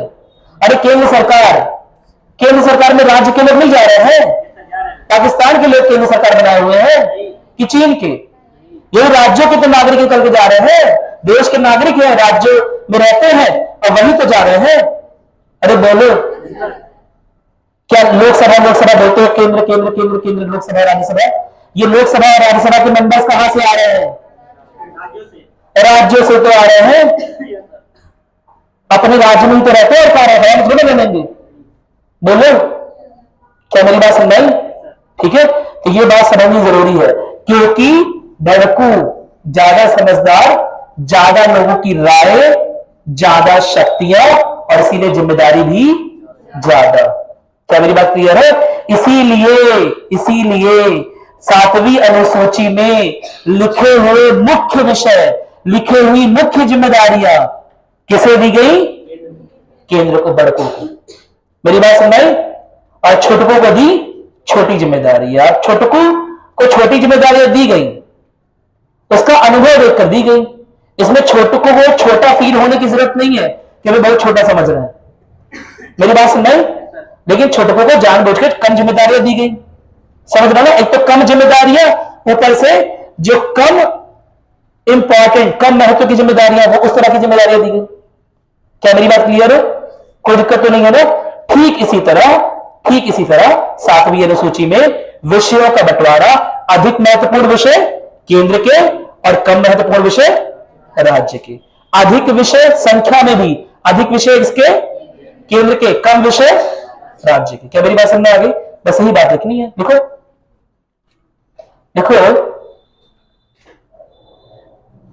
क्या लिखा, लास्ट लाइन क्या लिखा?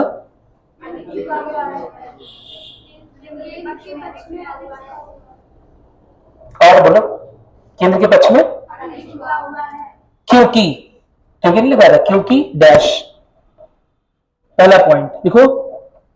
क्योंकि केंद्रीय सूची, क्योंकि केंद्रीय सूची में, क्योंकि केंद्रीय सूची में न केवल सबसे अधिक विषय, ब्रैकेट में लिखोगे 100 विषय, 100, क्योंकि केंद्रीय सूची में न केवल सबसे अधिक विषय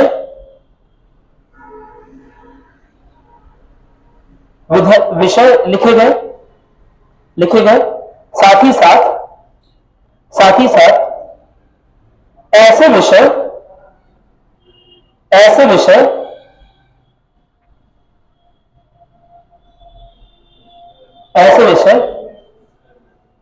जो अधिक महत्वपूर्ण है या जिनका महत्व अधिक है,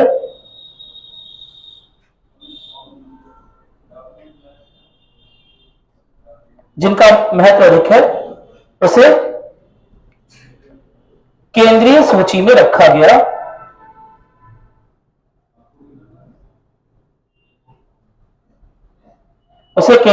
रखा गया।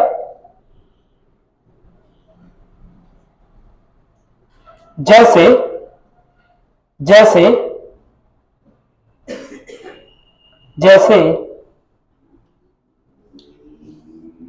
या जैसे मत लिखो, जैसे काटो, देखो इस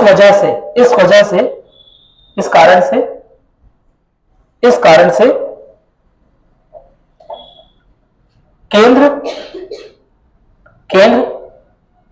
अधिक राजस्व वसूली, इस कारण से केंद्र अधिक राजस्व कर वसूली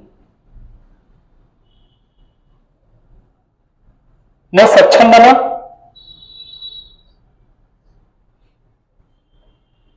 और राज्य राजस्व के लिए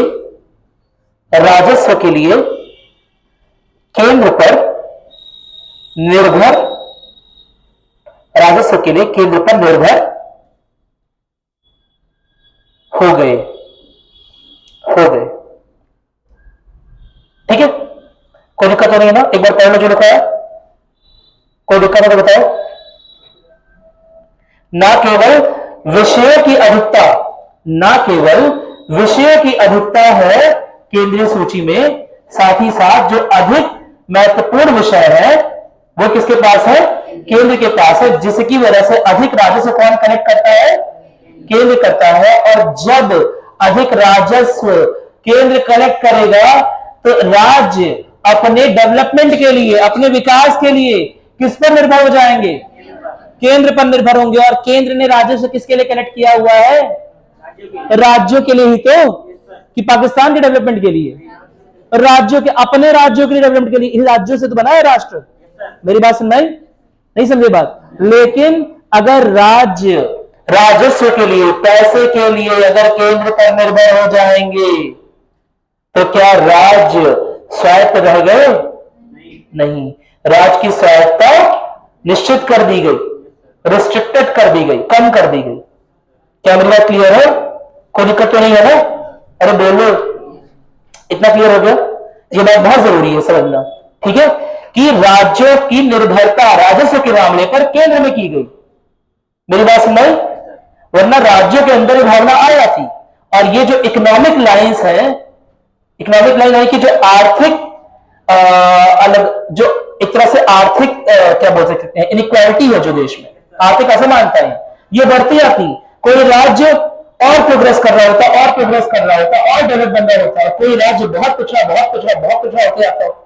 जम्मू कश्मीर, मेरी बात सुनो, या नॉर्थ ईस्ट के राज्य लगता ही नहीं कि एक देश के भाग गए, लगता ही नहीं कि एक देश के भाग है। क्या मेरी बात क्लियर है? मेरी बात सुन रहे? तो इस वजह से केंद्र को मौका दिया गया कि राजस्व का बंटवारा आप करेंगे, यह देखते हुए कि किस तरह की सहायता की अलग अलग राज्यों को जरूरत। क्या मेरी बात सुन रहे? कोई दिक्कत तो नहीं है ना? अरे बोलो, समझ आगे? चलो ठीक है। इसके अलावा एक बात इसी में और है, लिख लो। अच्छा, समवर्ती सूची का नाम सुने हो तुम लोग? बताया था एक दिन ना थोड़ा सा। समवर्ती सूची कौन सी सूची होती है? राज्य और केंद्र दोनों ही इन विषयों पर प्रावधान बना सकते हैं, यही तो। लेकिन अगर राज्य ने कोई प्रावधान बनाया है और अगर केंद्र ने कोई प्रावधान बनाया है, अगर इन प्रावधानों में किसी तरह का क्लैश हो गया, यानी कि राज्य के प्रावधान अलग है, केंद्र के प्रावधान अलग, इस तरह कुछ आ रहा है, तो ऐसे में किसके प्रावधान माने जाएंगे? केंद्र के माने जाएंगे। राज्य भी शक्तिशाली नहीं हो गया। समवर्ती सूची में जो शक्तियां दी गई है उसके तहत भी केंद्र अधिक शक्तिशाली हो गया, क्योंकि अगर राज्य के प्रावधान तभी तक वैलिड है, तभी तक वैध है जब तक वह केंद्र के प्रावधानों के रास्ते में किसी तरह की बाधा उत्पन्न न कर रहे। मेरी बात सुनाई? अगर केंद्र के प्रावधानों के साथ किसी तरह का मिसमैच या क्लैश हो रहा है, मेरी बात सुनाई, अलग अलग चीजें हैं, तो ऐसे में केंद्र के प्रावधान ही प्रिवेल करेंगे, उन्हीं को ऊपर माना जाएगा। क्या मेरी बात क्लियर है? नोट करोगे? इसी में लिखो। देखो, साथ ही सहमति सूची में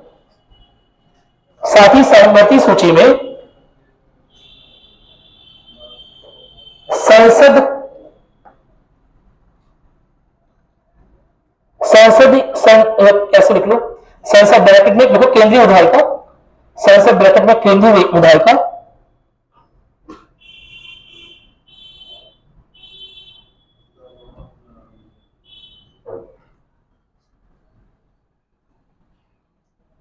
और उसके द्वारा निर्मित केंद्रीय विधायिका और उसके द्वारा निर्मित कानूनों की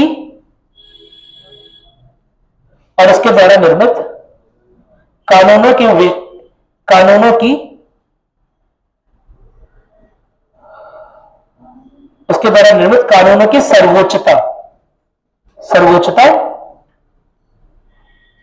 होती है। यानी वह समवर्ती सूची के विषय में किसी तरह का क्या बना रहा है? किसी तरह का कानून बन रहा हो, और राज्य और केंद्र का कानून अगर क्या हो रहा है, आपस में आमने सामने खड़ा हो गया, या प्रावधान अलग अलग है, या किसी तरह का क्लैश हो रहा है। आयुष्मान योजना मुझे याद आ रहा है, राजस्थान और बंगाल के साथ कुछ क्लैश था। मेरी बात सुन रहे? बंगाल में पहले से ही वैसी कोई योजना चल रही थी, समझ रहे? बंगाल या राजस्थान में, मुझे नहीं याद है कहां पर, लेकिन कहीं पर चल रहा था आयुष्मान के साथ। और आयुष्मान अलग तरह की योजना है। मेरी बात सुन रहे? तो अगर क्लैश हो रहा है इस तरह का, अगर इस तरह का क्लैश हो रहा है, तो अगर इस तरह का क्लैश है कि उन्हें अपनी योजनाओं को वापस देना पड़ेगा, तो राज्य को वापस देना पड़ेगा। मेरी बात सुन रहे? अगर किसी तरह की विवाद की स्थिति है तो राज्य को अपनी योजनाओं को भी वापस देना पड़ सकता है, अगर केंद्र की योजनाएं उससे ज्यादा अच्छी हैं और राज्य की योजनाएं किसी तरह का व्यवहार उत्पन्न कर रही है योजनाओं के इंप्लीमेंटेशन उन्हें लागू होने में। क्या मेरी बात समझ में आ गई? कोई दिक्कत तो नहीं होगा? ठीक है, नोट करोगे? ये तो क्लियर हो गया ना? अरे बोलो, दूसरा नोट करो इसी में, दूसरा पॉइंट नोट करो इसी में।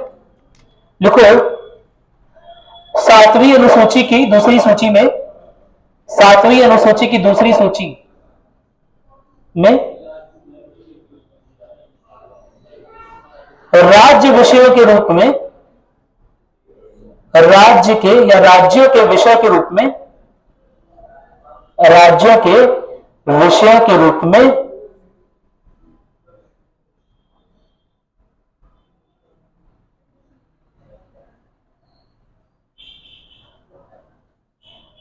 जिन विषयों का उल्लेख है, जिन विषयों का या जिन क्षेत्रों का उल्लेख है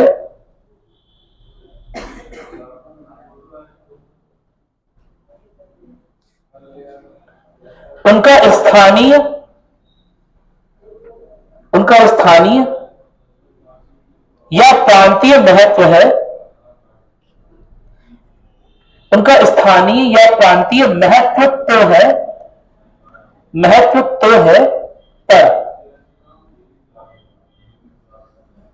पर या उनके विशेष अधिकार या उनके विशेष अधिकार या उनके विशेष अधिकार या उनके विशेष अधिकार के रूप में निम्न 5 परिस्थितियों में नहीं रह जाते हैं। निम्न 5 परिस्थितियों में या उनके विशेष अधिकार के रूप में नहीं रह जाते हैं। ठीक है, गागा के पढ़ाओ, सो जाओगे तुम लोग। बोलो, हो गया? कोई दिक्कत तो नहीं है इसमें? मुझे तो बहुत दिक्कत है इसमें।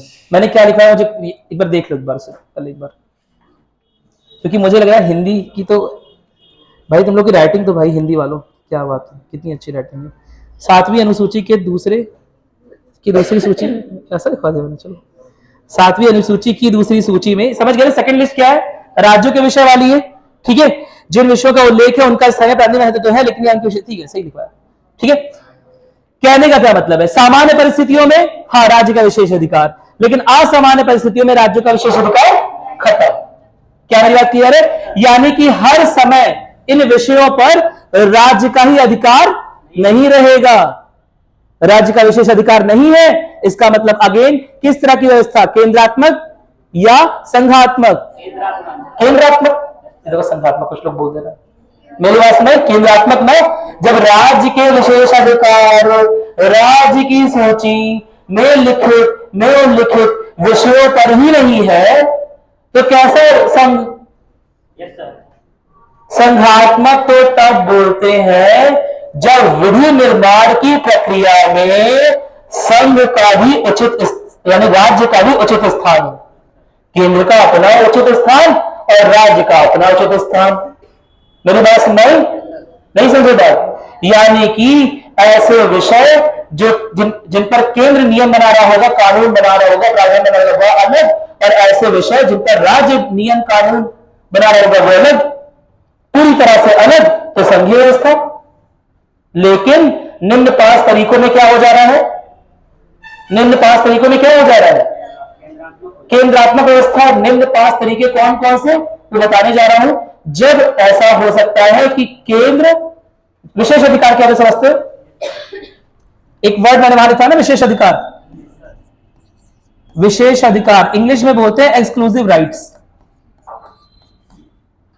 क्या होता है एक्सक्लूसिव राइट?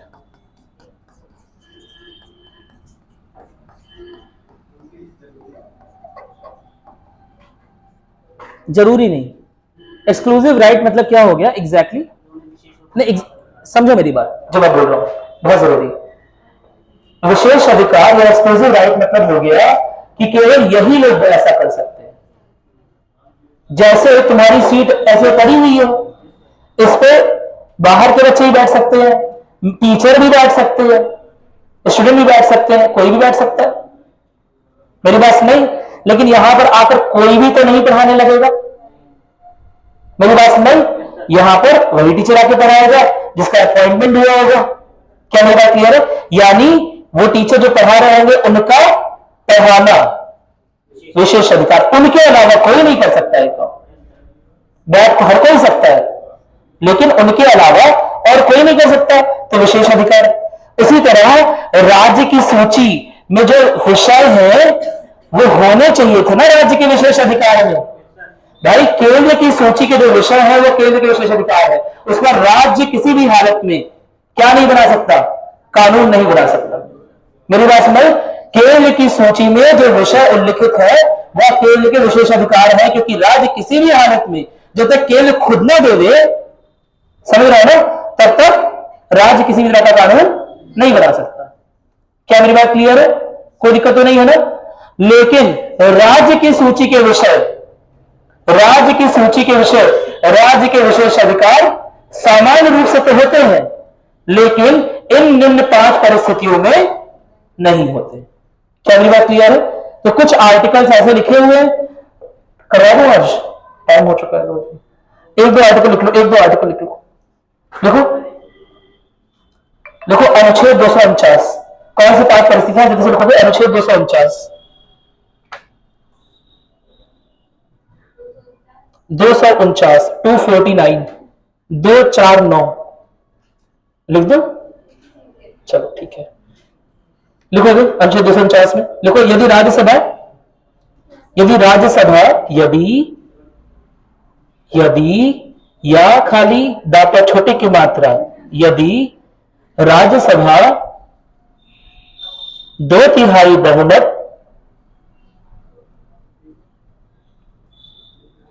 2/3 बहुमत, कौन से 2/3 बहुमत? 2 तरह के होते हैं ना, तो कौन से ब्रैकेट में लिखोगे? ब्रैकेट में लिखो 2/3 बहुमत, ब्रैकेट में लिखो उपस्थित एवं मताधिकार का उपयोग करने वाले सदस्य, उपस्थित एवं मताधिकार का उपयोग करने वाले सदस्य, ब्रैकेट बंद करो। यदि राज्यसभा 2/3 बहुमत का उपयोग करके उपयोग करने वाले का ब्रैकेट बंद कर दो, ठीक है। इसका लिखो का उपयोग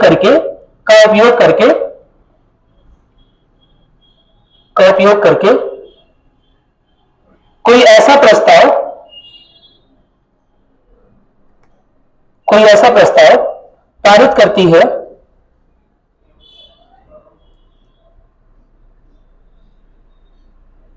जो राष्ट्रीय हित से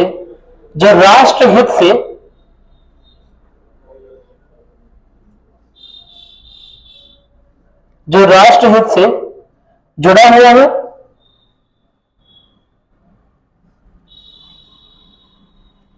जो राष्ट्रहित से जुड़ा हुआ है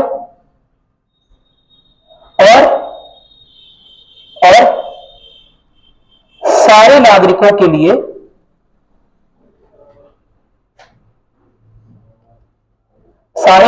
लिए आवश्यक हो।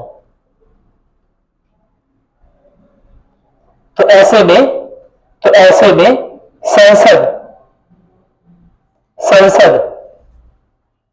राज्य के विषयों का अधिग्रहण करके, ऐसे में संसद राज्य के विषयों का अधिग्रहण करके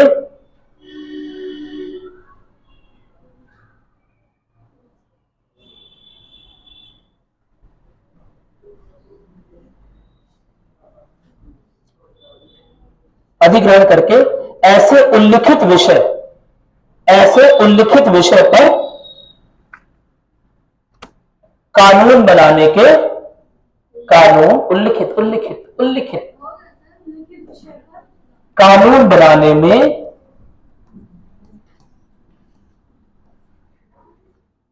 सक्षम। अरे तुम्हारा हो गया, मैं लिख कर देख रहा हूं, मुझे आता है कि नहीं आता है, ठीक है। मेरा गलत है? सही है? पता नहीं, वो गलत भी हो सकता है। एक और मात्रा कौन सी? उल्लेखित नहीं, उल्लिखित ही मैंने बोला, ठीक है। ये देखो सुनी गलत है बता रहे, ठीक है। अरे कोई बात नहीं, तुम बड़ियों के टीचर ही बनना तो है। अभी बात खत्म नहीं हुई तो मजाक में आ रहे। सुनो मेरी बात जल्दी से, मैं क्या बोल रहा हूँ। 249 अनुच्छेद 249 क्या करता है, अगर राज्यसभा के मेंबर अगर लग रहा है उन्हें कि यह नेशनल इंटरेस्ट का मामला है, राष्ट्र के हित का मामला है, तो संसद को कोई खास विषय ट्रांसफर कर सकते हैं। क्या मेरी बात क्लियर है? एक ऐसा मामला जो राष्ट्र हित का हो या सभी लोगों से जुड़ा हो, सभी राष्ट्र के नागरिकों से जुड़ा हो, उनकी जान माल के सुरक्षा का मामला हो। क्या मेरी बात क्लियर है? तो ऐसा मामला क्या हो सकता है, ऐसा मामला केंद्र को ट्रांसफर किया जा सकता है जब 2/3 बहुमत। आसान काम है, क्या ये? समझो ना मेरी बात, केंद्र से संघात्मक से केंद्रात्मक होना कठिन काम। क्यों कठिन काम? बहुमत कितना?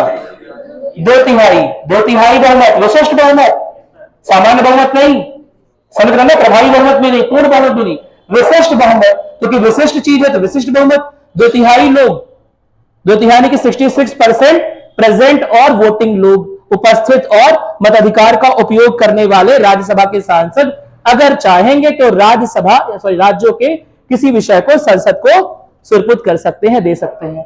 क्या मेरी बात क्लियर है? आप बोलोगे सर ये तो राज्य में संघात्मक इधर उधर बैलेंस बुझाना जाएगा। अरे राज्यसभा में पहुंचे हुए लोग कौन है? राज्यसभा के सांसद कौन है? राज्यों के लोग किस अनुपात में है?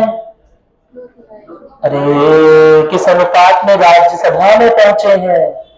किस अनुपात में? अपनी राज्य के जनसंख्या के अनुपात में राज्यसभा में पहुंचे हैं। मेरी बात समझ? तो अंततः राज्य के बारे में डिसीजन कौन ले रहा है? लोकसभा या राज्यसभा? राज्यसभा।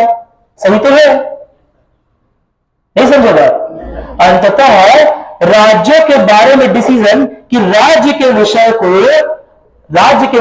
केंद्रीय विधायिका को या समग्र संसद को सुरक्षित किया जा सके, इसके बारे में डिसीजन कौन ले रहा है? राज्यसभा। और राज्यसभा में लोग कौन है? राज्यों के प्रतिनिधि। और आए कैसे हैं? अपनी यहाँ की जनसंख्या के अनुपात में आए हैं, यानी कि राज्यों का प्रतिनिधित्व करते हुए आए हैं।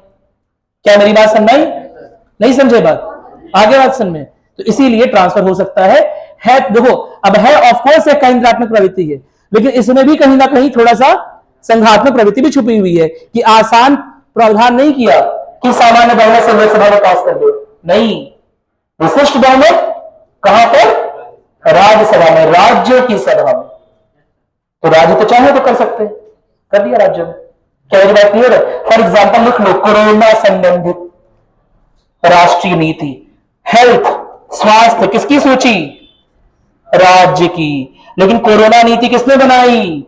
केंद्र ने। क्यों बना पाए? अनुच्छेद 249। मेरी बात समझ? स्वास्थ्य को कुछ दिनों के लिए किसे ट्रांसफर कर दिया गया, या कोरोना की नीति बनाने के लिए किसे ट्रांसफर कर दिया गया? केंद्र को। क्योंकि कोरोना यूपी की प्रॉब्लम की बंगाल की, कोरोना पूरे देश की प्रॉब्लम। मैं ऐसा आज क्वेश्चन में पूछूंगा ना जिसका ऑप्शन बन ही नहीं, ऑप्शन अपने आप में सोच के बताओ, ठीक है? कोरोना किसकी प्रॉब्लम? यूपी की, बंगाल की, पूरे देश की। तो राष्ट्र से संबंधित ना, नागरिकों से संबंधित, और नागरिकों से संबंधित यानी कि राज्यों से संबंधित। इसीलिए भले ही राज्य का विषय, लेकिन ट्रांसफर किसे हो गया? अरे मुझसे पहले भाग जाओगे, गाड़ी स्टार्ट कर दी, समझ रहे हो ना? इसलिए ट्रांसफर किसे हो गया? केंद्र। ठीक है।